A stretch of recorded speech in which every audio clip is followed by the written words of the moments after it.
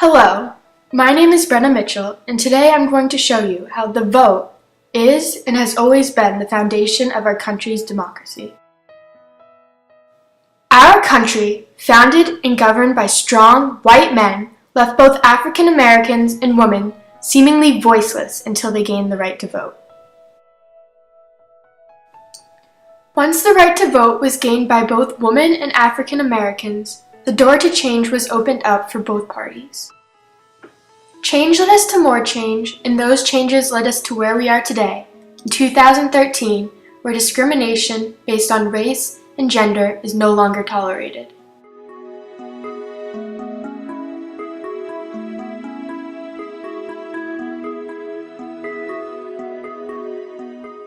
In the year 1868, the 14th Amendment was ratified and granted citizenship to African Americans. 2 years later, in 1870, the 15th Amendment was passed, granting African Americans the right to vote. However, white Southerners went to great lengths to try to keep African Americans out of the polls.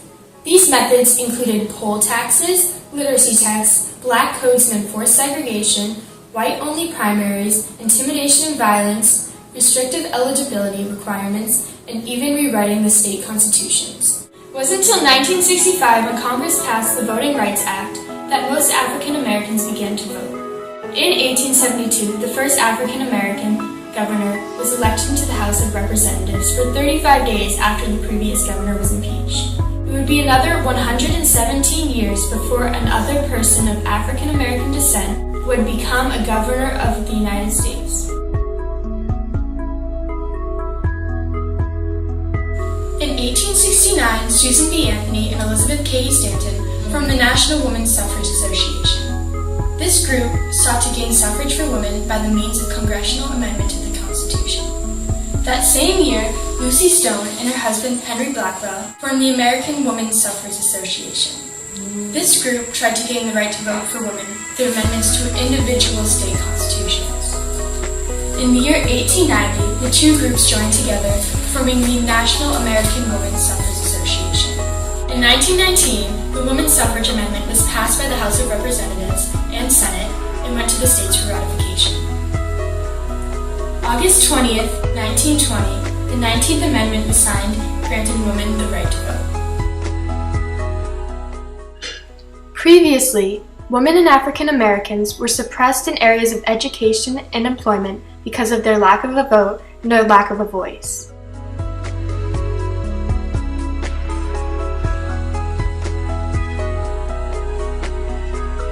In the year 1865, the 13th Amendment was passed, freeing African Americans from slavery.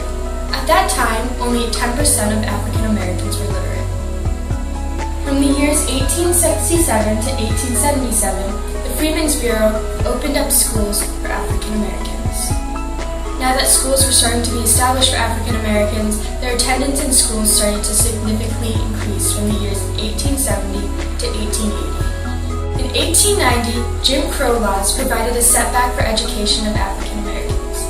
These laws mandated a segregation of African Americans from whites. The separation led to inferior conditions in schools that African American children weren't in. However, by the year 1900, 57% of African Americans were literate, up by 47% from the year 1865. 1909, the National Association for Advancement of Colored People, the NAACP, was formed. From the years 1935 to 1950, racial equality and educational resources improved greatly. In 1954, the Supreme Court ruled segregation in schools unconstitutional. In 1957, the U.S. Commission on Civil Rights was formed to investigate and make recommendations for civil rights issues in America. In 1964, the Federal Civil Rights Act was passed.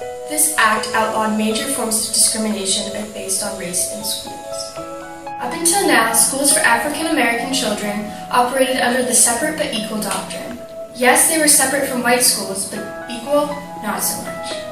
The civil rights legislation passed in 1957 and 1964 was voted on by well-intentioned politicians wanting to end race-based segregation in schools. Schools were officially ordered to desegregate in 1969, and separate education for African Americans came to an end, white resistance was very high. In 1980, racial differences in grade completion narrowed, and by 2007, according to the U.S. Census, 19% of African Americans had completed at least 4 years of college.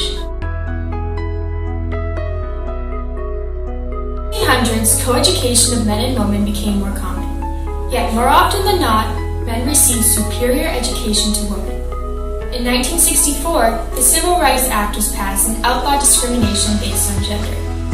And finally, in 1972, the Education Amendment Act outlawed any discrimination based on gender, including inferior education of women.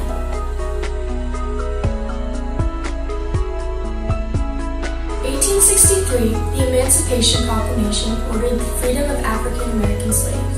That same year, the first all-African American regular army regiment was formed. In the year 1865, Congress passed the 13th Amendment, which made the enslavement of African American slaves illegal. In that same year, the Freedmen's Bureau was established and provided assistance to the newly freed slaves. The Bureau provided things like food, clothing, education, and employment, which would eventually lead African Americans to full American citizenship. In 1866, the Civil Rights Act was passed and granted African American citizenship. Black codes restricted African Americans' freedom. These laws helped whites to regain control over their freed slaves and maintain superiority. In 1909, the NAACP, or the National Association for Advancement of Colored People, was founded with the goal to ensure political, educational, social, and economic equality of rights of all persons. In 1947, racial barriers in professional baseball were broken when Jackie Robinson was signed with the Brooklyn Dodgers. 1 year later, President Harry S. Truman integrated the U.S. Army. The Civil Rights Act of 1964 outlawed major forms of racial discrimination in the workplace. Enforcement of this act was initially weak but grew over the years. Our first African American president, Barack Obama, was elected in 2009. In 1900, less than 20% of women were in the workforce. In 1914, women entered the workforce in large numbers to replace men who had gone off to fight in World War I. The same thing happened in 1940 when women entered the workforce once again in large numbers to replace men who had gone off to fight in World War II. In 1963, President Kennedy signed the Equal Pay Act, which made it illegal to pay men more than women for the same jobs. In 1964, the Civil Rights Act outlawed discrimination in the workforce based on gender. By 1970, women began to enroll in universities in much higher numbers and entered into professions such as medicine, business, and law. Between 1984 and 2009, the amount of women in the workforce increased from 44 million to 72 million.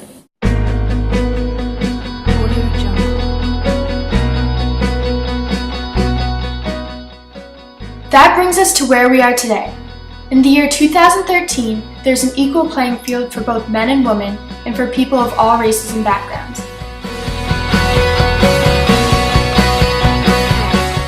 In the year 2013, we live in a society where law provides equal opportunities for all. Just as change has brought us to this place, changes to come will bring us even further.